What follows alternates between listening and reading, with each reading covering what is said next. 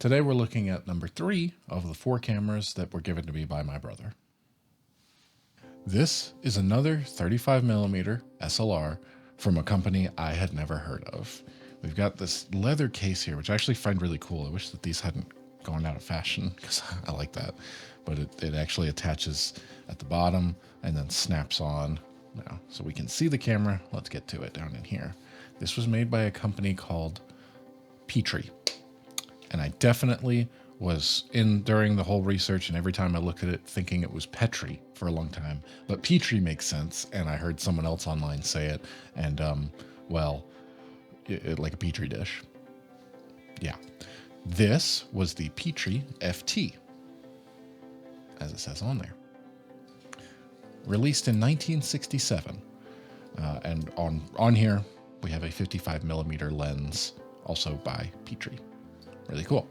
As far as a price when it released, couldn't find it exactly, but I did find an advertisement from 1968, January, so a little bit after it was released, that was offering this camera and lens for $185. And today, that is $1,694.47.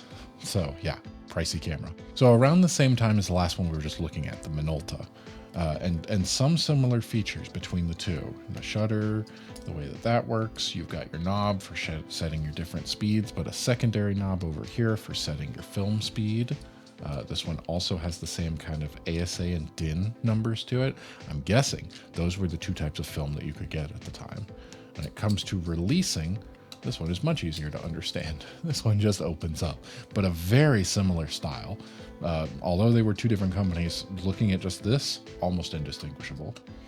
Also, somebody put a little bit of notes on here so that you knew exactly. 24 exposure, 400. So I'm assuming that was the speed. It was essentially an ISO 400. You got 24 exposures out of it, and a date of January... and a date of December the 8th, 2001. Interesting. Not sure why this is on there or who was using it for that purpose specifically. I do have a bit of history that we will get to soon. We have a few features on the front. I found a manual online, which means I can't show you that because I don't have one physically here. But I did think it was interesting. I do have one little accessory. The only other thing that came along with this camera was this right here. This is just an off-camera shutter release. You can see it popping out there at the end when I push on it. All that's doing is pushing this button right here. This screws onto here, and so you can release from the camera without it being directly on there. Extremely useful. You know how often I use something like that in photography myself so that I can release the shutter without bumping it? Especially when you have really big lenses and everything needs to stay still, and then you release it manually off the camera. It's really, really useful. I don't know how I can show you this necessarily. I'm gonna try. When I was researching this online, I found something that I was like, this is crazy, but I really think it's interesting. And the manual described it, and then I started playing with it. It has what I called a crazy focus setup. The inner circle, and when you are looking through it, I'm gonna do my best to describe it, and then maybe I'll be able to capture it on camera. I don't know, but I'm gonna try. When you're looking through the viewfinder, there's a series of rings inside of there. The innermost circle has a grid-like appearance that fades away when the subject is in focus. Then there's a ring around it that will always be sharp, but that's not what the camera's focused on. It's so that you have a little guide so that you can see what you're trying to match. Then, when the inner circle and the rest of the whole image is in focus, is the camera actually in focus? Let's see if I can demonstrate that. No, come on. Is this gonna work? This is not, you can barely see, but if you can see the different rings there, that middle ring is always in focus regardless. And then there's a grid on the inner one. I'm sorry, this is not, well, not a complete failure, but really no, it's very difficult to show you through the viewfinder what I am able to see. It's a really interesting concept. I'll say that. I think it's probably would take quite a lot of getting used to, but once you got the hang of it, I can't tell you what the results of something like that were. I think it's a neat feature, but I understand why cameras nowadays just show you what's in focus entirely when you focus. That's much more useful. But hey, This was 1967. This does have TTL through the lens metering, like the Minolta. However, it has the CDS metering system, which is kind of what Minolta crapped on by being like, we get the full aperture. You can see everything, whereas this one is more spot focused.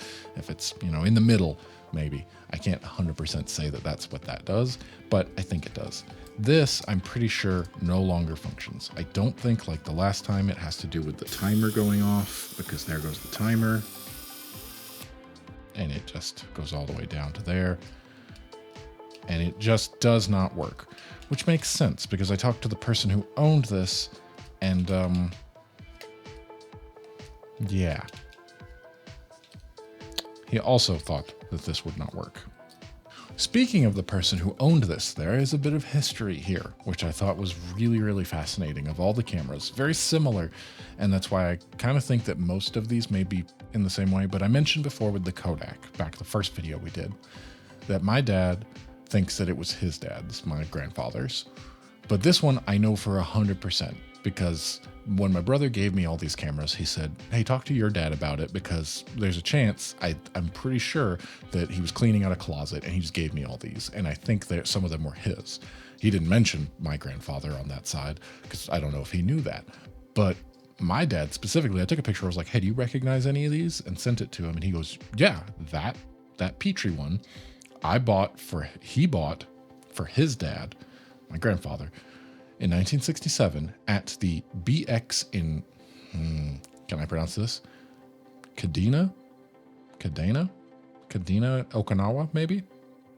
So I had to look that up and I just Googled BX in Kadena, Okinawa. That's a base exchange, BX.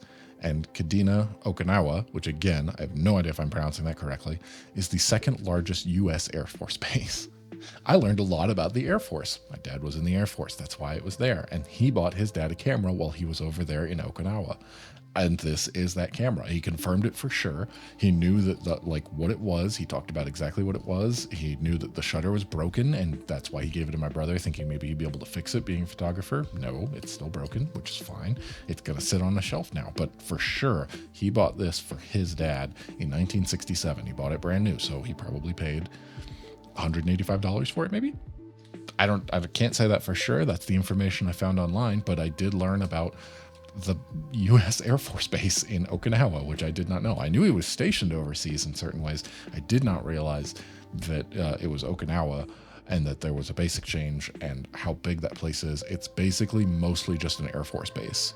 Like that entire town is like, I think I read something like 90% population is for the Air Force Base. And then there's some people who live outside of that in the town. Fascinating. Still in function today.